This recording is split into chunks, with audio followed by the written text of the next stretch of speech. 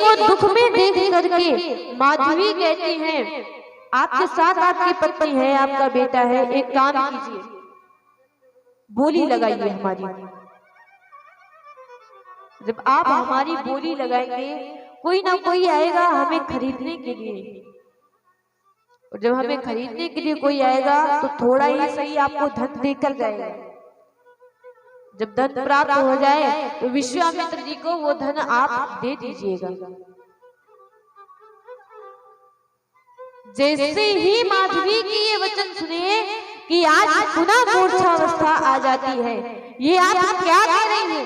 मैं आपको बेच दूं, अपने बेटे को बेच दूं? माधवी कहती है, प्रभु दूसरा कोई उपाय नहीं है धन प्राप्त करने का, इसीलिए हम आपसे प्रार्थना करते हैं। आज रोते हुए हरिश्चंद्र कहते हैं कि जाओ मरते मरते भी नर, जाओ मरते मरते भी नर, नारी को नहीं बेचते हैं, जाओ मरते मरते भी नर, नारी को नहीं बेचते हैं।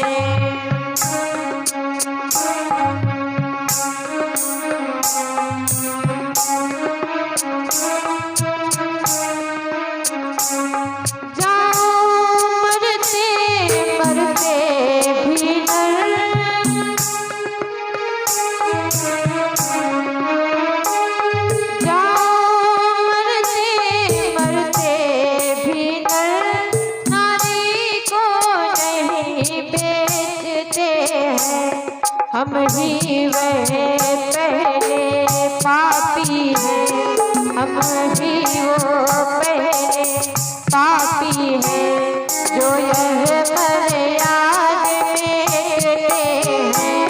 हम ही वह पहले पापी हैं, जो यह मर्याद देते हैं।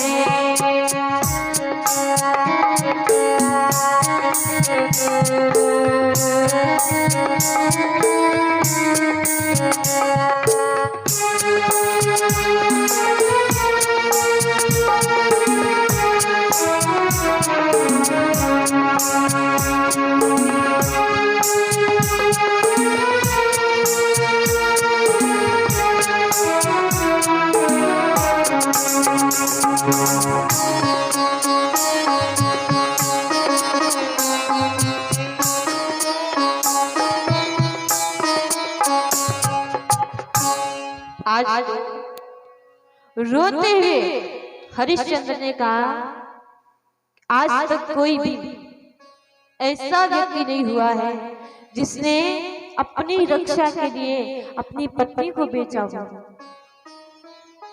लेकिन आज सूर्यवंश में कलंक लगाने के लिए मैं इस मर्यादा को बेचता हूँ, इस मर्यादा को तोड़ता हूँ। मुझ जैसा कोई पापी दूसरा नहीं हुआ जो अपनी पत्नी को बेच दे। आज काशी में खड़े होकर बोली लगा रहे हैं, यदि कोई हो, किसी को दास की आवश्यकता हो, किसी को दासी की आवश्यकता हो, तो हम तीन के तीन प्राणी आज बिकने के लिए खड़े हैं, कोई हमें खरीद ले। शाम हो गई, कोई नहीं आया, चिंता है शाम लग जाएगा, कोई खरीदने भी नहीं आ रहा है। तब विश्वामित्र जी स्वयं एक ब्राह्मण का, पंडित का रूप बनाकर आते हैं। जहां बोली लगाई जा रही थी वहीं पर आए, और जैसे ही देखा तो माधवी को देख करके कहा कि अपनी इस स्त्री का मूल्य बताओ। मेरे घर पर मेरी पत्नी है, बड़ी सुकुमार है, वो कोई काम नहीं करना चाहती, और ना मैं चाहता हूं कि मेरी पत्नी कोई भी घर का काम करे। यदि इस स्त्री का आप मूल्य बता देंगे तो ये मेरी पत्नी की दासी बन करके रहेगी। इसका मूल्य बताओ, मैं इसे खरीदने आया हूं। आज सुनते ही हरिश्चंद्र मूर्छित हो जाते हैं। हमारी पत्नी को एक ब्राह्मण खरीदने के लिए आया है। उस पत्नी को खरीदने के लिए जिसके आगे पीछे सैकड़ों दासियां लगी रहती थी, आज उसे कोई खरीद रहा है दासी का काम लेने के लिए। परंतु माधवी समझाती है, आप मूल्य बताइए। जो शुभ लक्षणों से संपन्न स्त्री होती है, युवा होती है, सुंदर होती है, तो उसका मूल्य 1 करोड़ मुद्रा। 1 करोड़ मुद्रा आज उस पंडित ने दी है हरिश्चंद्र को, और मुद्रा दी तो ले जाने लगे। आज अब चूंकि दासी बन गई हैं तो चिल्लाते हुए डांटते हुए लेकर जा रहे हैं।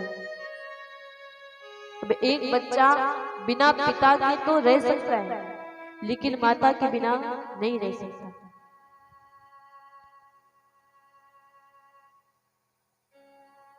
जैसे ही माधवी को ले जाने लगा वो पंडित कि आज छोटा सा उसका बच्चा रोहित माँ का आंचल पकड़कर पीछे पीछे जाने लगा। मैया कहाँ जा रही हो, छोड़ के हमें भी साथ ले चलो। जैसे ही रोहित पीछे गया, उस पंडित ने रोहित को बड़ी जोर से लात मारी। वो बच्चा दूर जाकर के गिरता है, और जैसे ही रोहित गिरा कि माधवी का आज मानो कलेजा फट गया। दौड़ कर गई, बच्चे को अपने हृदय से गले से लगा लिया। उस पंडित के चरण पकड़कर बोल रही है आज वो माँ कि जैसे आपने इतना धन देकर मुझे खरीद लिया है, थोड़ा सा और धन दे करके मेरे बेटे को भी आप खरीद लीजिए। कुछ ना कुछ सेवा ही करेगा, और जब ये मेरे पास रहेगा तो मैं आपकी पत्नी की सहायता अच्छे से कर पाऊंगा। आज 10 करोड़ मुद्राएं और दी, रोहित को भी खरीद लिया। अब इन दोनों को ले जाता है वो ब्राह्मण वहां से। अब खड़े हैं केवल हरिश्चंद्र।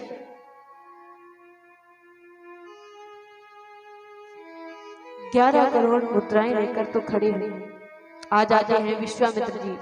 कहो राजा, आज का भी दिन पूरा होने को आया है, कुछ धन अर्जित कर पाए या नहीं किया? आज जो पत्नी और बच्चे को बेच करके 11 करोड़ मुद्राएं लेकर खड़े थे, वही आज सामने कर दी। ऋषिवर बस इतना ही हो पाया है, आप इतना ही लीजिए। विश्वामित्र जी ने जैसे देखा तो कहा, एक बात बताओ, ये जो धन दे रहे हो ये कैसे कमाया? कहीं कोई गलत काम तो नहीं किया? नहीं तो हमारा धर्म भ्रष्ट कर दो। तो आज बताया कि नहीं, गलत काम नहीं किया है, अपनी पत्नी को, अपने बेटे को बेच दिया। इतने से भी विश्वामित्र जी तृप्त नहीं हुए और कहते हैं कि इतने धन से मेरा काम नहीं होने वाला, मुझे और अधिक धन चाहिए। और जब और अधिक धन की बात आई तो यहां पर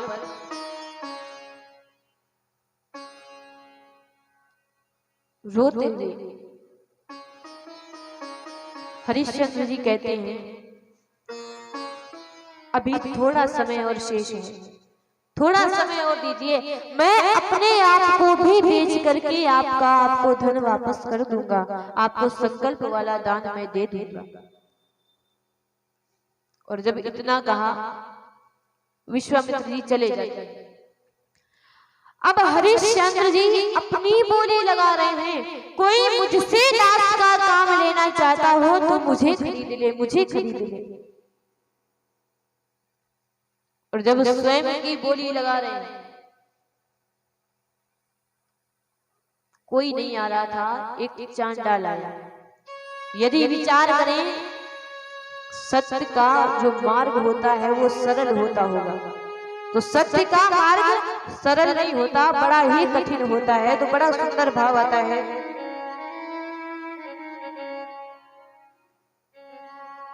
कि सत्य का मार्ग बड़ा कठिन, बड़ा कठिन, हाँ बड़ा कठिन।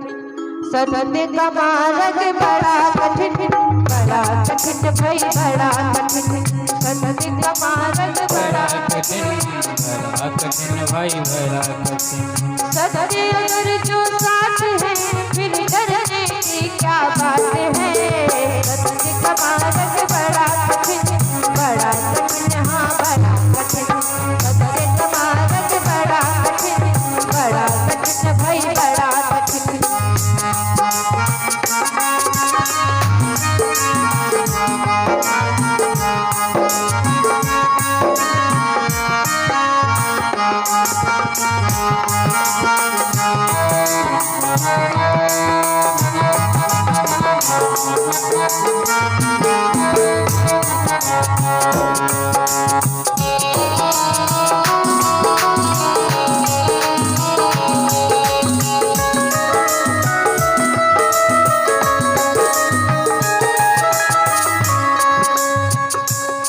जैसा कि मैंने बताया, किसी किसी में आता है सपने में सर्वस्व दान कर दिया। सपने के उस वचन की लाज रखी राजा हरिश्चंद्र ने और सर्वस्व दान कर दिया। सत्य के मार्ग में तारा का भी विश्वास इतना था कि पति द्वारा जो संकल्प लिया गया था उससे पूरा करवाने के लिए काशी में जाकर तीनों ही बिक जाते। बहुत कष्ट सहे, परंतु कुछ किसी से कहा। और जो सत्य के साथ होता है ईश्वर भी उनके साथ होता है। तो बड़ा सुंदर भाव आता है, सपने का था वचन तो राखी लाज, विश्वामित्र प्रदान दे यारा।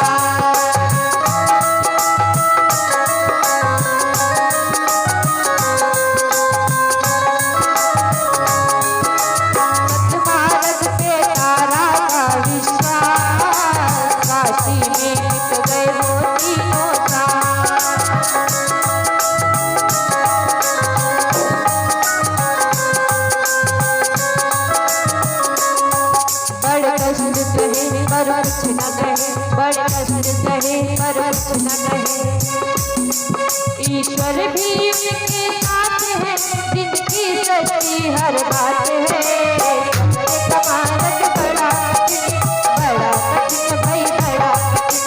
सत्य का मार्ग बड़ा कठिन, बड़ा कठिन भाई बड़ा कठिन।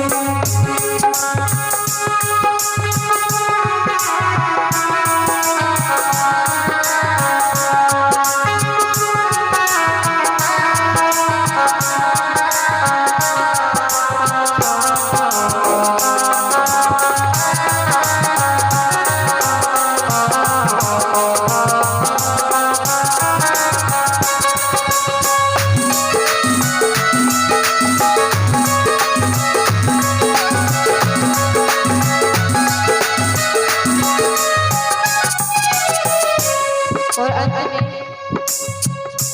जब रोहित को सर्प ने डसा, रोती हुई तारा उसे शमशान में ले जाती है। और वहां भी हरिश्चंद्र उससे कर मांगते हैं। जब परीक्षा अपनी चरम सीमा पर पहुंच जाती है, तब विश्वामित्र जी भी प्रकट होते हैं और उन पर कृपा करते हैं। तो अंत में बड़ा सुंदर भाव आता है, रोहित को जब डसाया था उसके जीवन की फिर टूटिया।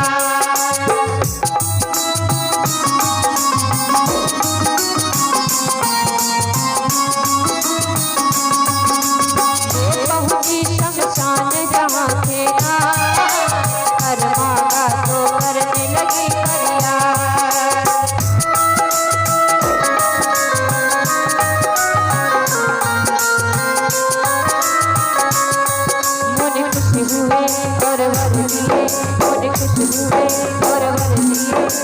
सतमार्ग बेहद कठिन चलना वही तो साथ है, सत्य का मार्ग बड़ा कठिन, बड़ा कठिन, हाँ बड़ा कठिन। सत्य का मार्ग बड़ा कठिन है, बड़ा कठिन, हाँ बड़ा कठिन है। सत्य अगर जो साथ है फिर डरने की क्या बात है। सत्य का मार्ग बड़ा कठिन, बड़ा कठिन भाई बड़ा कठिन। सत्य का मार्ग बड़ा कठिन, बड़ा कठिन भाई बड़ा कठिन। सत्य का मार्ग बड़ा कठिन, बड़ा कठिन, हाँ बड़ा कठिन। सत्य का मार्ग बड़ा कठिन, बड़ा कठिन, हाँ बड़ा कठिन।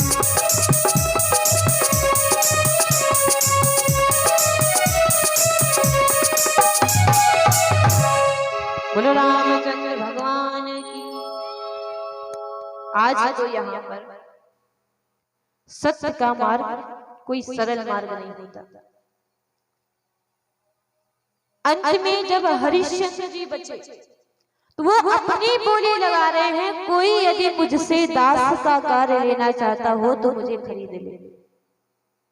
कोई नहीं आया, एक चांडाल आया वहां पर, और चांडाल आया तो पैरों में मांस लगा हुआ है, रक्त लगा हुआ है, हड्डियां धारण किए हुए हैं, बड़ा विकराल स्वरूप है उसका।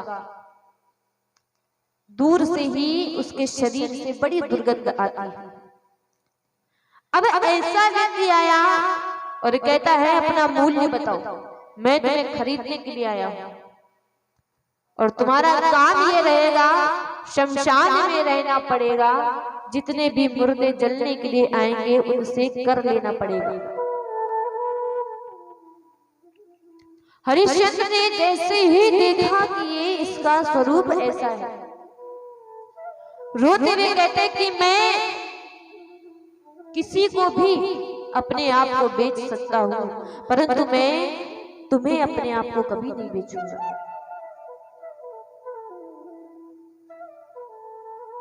तुम्हें कभी नहीं बेच सकता। मैं मरना स्वीकार कर सकता हूं, लेकिन ऐसा घृणित कार्य मैं कदापि नहीं करूंगा। और जब इन दोनों की ये चर्चाएं हो रही थी, उसी समय आ जाते हैं विश्वामित्र जी। जैसे ही विश्वामित्र जी आए, शीघ्रता से बोले, राजन समय पूर्ण हुआ, मेरा धन कहां पर है। हरिश्चंद्र रोते हुए चरणों में लेट जाते हैं, आप मुझे अपना दास बना लीजिए, मैं आपका दास हूं, परंतु इस चांडाल से मुझे बचा लीजिए। और जैसे ही हरिश्चंद्र चरणों में लेट जाते, इतना कहते, मैं आपका दास हूं, कुछ भी सेवा लीजिए। विश्वामित्र जी कहते, अच्छा तुम मेरे दास हो, मैं कुछ भी सेवा ले सकता हूं। राजन बोले, हाँ मैं आपका दास हूं। विश्वामित्र जी कहते, यदि तुम मेरे दास हो तो जाओ, जितनी मेरी इच्छा है उतना इस चांडाल से धन लेकर मैंने तुम्हें इस चांडाल को बेच दिया, उस चांडाल को बेच दिया। और मारते हुए बेड़ियां डाल करके उस राजा को, जो सूर्यवंश का राजा चक्रवर्ती सम्राट, आज एक चांडाल घसीटता हुआ लिए जा रहा है, शमशान में रख दिया गया। जो भी लोग आते हैं मुर्दा जलाने के लिए, उन लोगों से कर लेते हैं। शमशान में रात में भी वहीं पर रहना होता है, चाहे कितने भी भूत प्रेत हो, सियार हो, इत्यादि जीव जंतु, दुर्गंध आती रहती है, हड्डियां पड़ी हुई हैं, मांस के लोथड़े पड़े रहते हैं, परंतु रहना वहीं पर है। रोते हैं हरिश्चंद्र जी, प्रभु मेरी परीक्षा तो ऐसी ले ली, लेकिन किसी भी मनुष्य की, किसी भी व्यक्ति की आप ऐसी परीक्षा मत लीजिएगा। इससे अच्छा है, ये कार्य करने से अच्छा है कि आज मुझे मृत्यु आ जाए, मैं मरना स्वीकार करूंगा। इधर रोते हुए समय निकाल रहे हैं राजन, उधर एक दिन क्या होता है, माधवी का वो दुलारा बेटा रोहित वन में पुष्प लेने के लिए गया और वहीं पर किसी विषैले सर्प ने उसे डस लिया। बच्चों ने आकर के बताया कि आपके बेटे को किसी सांप ने काट लिया है, जाइए उसकी रक्षा कीजिए। माधवी जैसे ही सुनती है बेटे को सर्प ने काटा है, आज दौड़ती हुई जाने लगी तो उस पंडित ने रोका। कहाँ जा रही? बाहर जाने का कोई ना कोई अवसर चाहिए होता है, पहले घर का काम कर, फिर जहां जाना हो वहां जाना। आज माधवी रोती है, गिड़गिड़ाती है, मेरे बेटे को सर्प ने काट लिया है, उसके प्राण बचाने के लिए मुझे जाने दीजिए मेरे बेटे के पास। लेकिन उस पंडित ने जाने नहीं दिया, बस इतना कह दिया पहले घर का काम कर और घर का जितना भी काम है वो काम कर, फिर जहां तेरा बेटा मर रहा है वही जाकर मरना, मुझे कोई मतलब नहीं। माधवी रोती जा रही है, उधर बेटे का प्राणांत होता है, इधर काम कर रही है। काम जैसे ही हुआ तो दौड़ करके देखा है बेटा जो प्राणों से अधिक प्रिय था आज शरीर से प्राण निकल चुके हैं। गोद में लेकर के अपने बेटे को शमशान पहुंचती है और उसी शमशान में पहुंची जहां पर हरिश्चंद्र थे। अब साथ में कोई नहीं है, अकेली गोद में लेकर बेटे को आई। जैसे ही अंत्येष्टि क्रिया करने के लिए तत्पर हुई कि मानो किसी ने पीछे से आवाज लगा दी, देवी कुछ क्षण के लिए रुक जाइए, ये आप क्या कर रही हैं? आप अंत्येष्टि क्रिया बच्चे की तभी कर सकती हैं जब आप मुझे कर देंगे, बिना कर दिए आप अंत्येष्टि क्रिया नहीं कर सकते। आज माधवी अपने बेटे को लिए बैठी है और रो रही है, मानो आज उस व्यक्ति से कहती हो मांगो कुछ इधर ना आंखें कर, पहले छाती कर लो पत्थर, पर सोच समझ कर कहो नाथ क्या रखा है दुखियारी पर। इस दुखियारी की आप दशा देखिए, क्या देगी आपको, क्या रखा क्या है मेरे पास? कुछ भी तो नहीं है मेरे पास। एक बेटा था, आज वो बेटा भी नहीं रहा, मैं आपको क्या दूंगी, मेरे साथ भी कोई नहीं आया। अब जैसे ही ये दशा अपनी देख रही, बेटे की दशा देख रही, तो आज नाम ले लेकर के माधवी रोती है। कहां तो बेटा, तो सूर्यवंश का कुल। हरिश्चंद्र भी देख रहे हैं तो विचार कर रहे हैं कि आज मेरा बेटा, मेरा रोहित भी इतना ही बड़ा होगा। पास में ही खड़े और माधवी नाम ले लेकर रो रही है क्या ऐसी दशा हो गई? कहां तो हरिश्चंद्र की हम पत्नी, महलों में रहने वाली, कहां तो राजकुमार, और आज दशा देखो कैसी हो गई। उन महाराज ने स्वप्न में सब दान कर दिया, उनके सत्य की रक्षा में आज हमारी ऐसी दशा हो गई, आज तो वो भी पता नहीं किस दशा में हो। और जब इतना सुना तो आज हरिश्चंद्र जी पहचान जाते, हरिश्चंद्र जी पहचान गए कि ये और कोई नहीं, ये हमारी पत्नी माधवी है, और ये जो सामने मृत पड़ा है ये हमारा बेटा ही है, रोहित ही है। आज दोनों के दोनों अपने बेटे को हृदय से लगाकर रोते हैं, रो रहे हैं, फिर भी कहते हैं देवी आपसे मेरा संबंध जो था उसी समय समाप्त हो गया था जिस समय मैंने आपको मुद्राएं लेकर के उस ब्राह्मण को बेच दिया। यदि अंत्येष्टि क्रिया करनी है आपको तो कुछ ना कुछ कर आपको देना ही पड़ेगा। और कुछ भी नहीं था माधवी के पास में, जो फटी हुई साड़ी पहने थी उसी से अपना आंचल फाड़ करके आज कर के रूप में दे दिया है,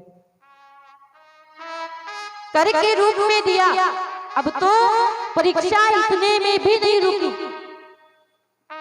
इतने में भी जब परीक्षा नहीं रुकी, कुछ लोग आए दौड़ते हुए और कहते हैं कि यहाँ पर एक पिशाचिनी आई है जो बच्चों को खाती है, बच्चों को खाने वाली पिशाचिनी आई है, राक्षसी आई है, और वो हो ना हो इसी जगह पर कहीं छिपी हुई बैठी है। अब झाड़ियों में जाकर के अपनी लाज बचाने के लिए बैठी थी माधवी, और जब माधवी बैठी थी लोगों ने कहा यहीं पर वह पिशाचिनी बैठी है। तो आज यहाँ पर कैसे कैसे परीक्षाएं हुई हैं अंत में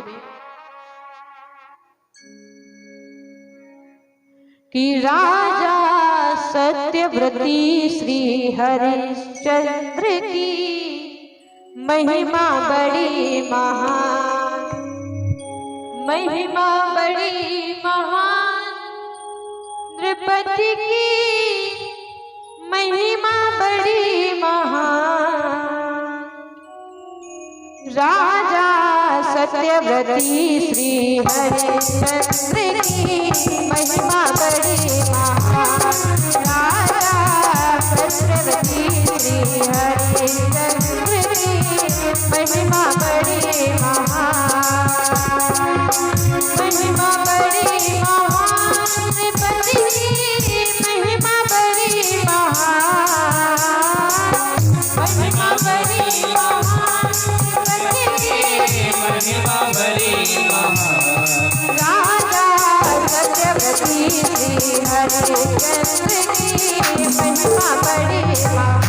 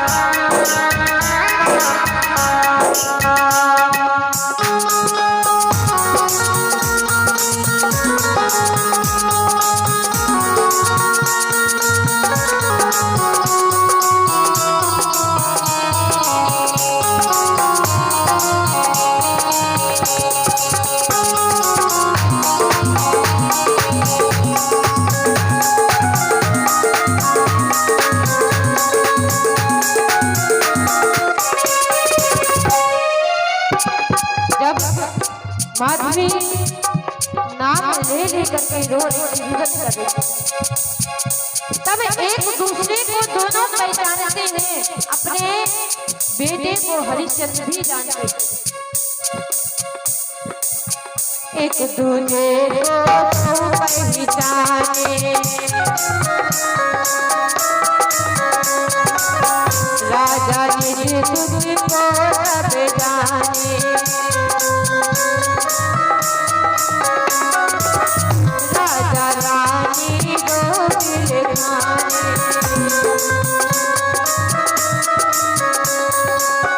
राजा रानी को दिल खाने।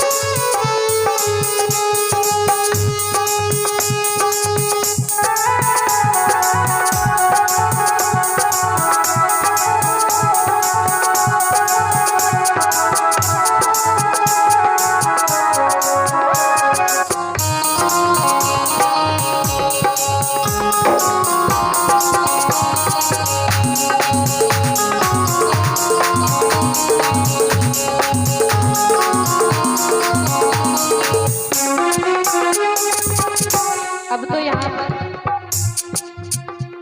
जब देखा लोगों ने कि झाड़ियों में कोई छिपा बैठा है, तो क्या कहा, जानते सब है माधवी बैठी है। लेकिन लोग कह रहे हैं ये कोई चुड़ैल है, कोई पिशाचनी है। और जब कोई चुड़ैल है, पिशाचनी है, तो आज ये सुन करके माधवी मूर्छित हो जाती है। लोग कहे कोई चुड़ैल,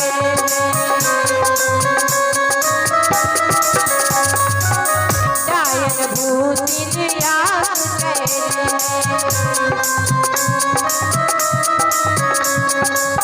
तन के कपड़े कभी में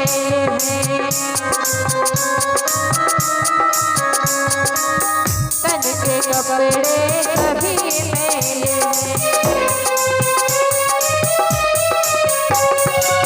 सुनते ही वो व्याकुल हो गई, गिर गई रोदन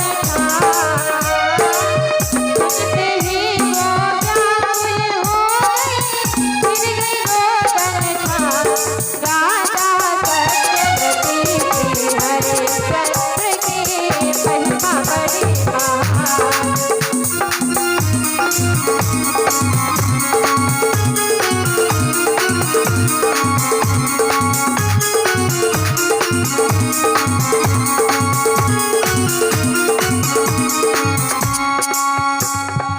अब अंत में भाव आता है, जब लोगों ने ये कहा हरिश्चंद्र जानते हैं मेरी पत्नी छिपी है, फिर भी परीक्षा कैसी हो रही है। लोगों ने कहा ये डायन है, चुड़ैल है, हम मार नहीं सकते। और ये शमशान में रहने वाला ये चांडाल है, इसके हाथों में ही खड्ग पकड़ाओ, तलवार पकड़ाओ, यही इस राक्षसी को मारेगा। चरम सीमा पर ये परीक्षाएं पहुंच रही हैं। तो हुआ क्या अंत में, हरिश्चंद्र को निकट बुलायो, हाथों में है खड्ग रहायो, शैव्य को डायन ठहरायो, शैव्य को डायन ठहरायो। गंध गंध उतारो और फिर ले लो इसके साथ, गंध गंध उतारो और फिर ले लो इसके साथ। राजा सत्यवती श्री हरिश्चंद्र की महिमा बड़ी महान, राजा सत्यवती श्री हरिश्चंद्र की महिमा बड़ी महान।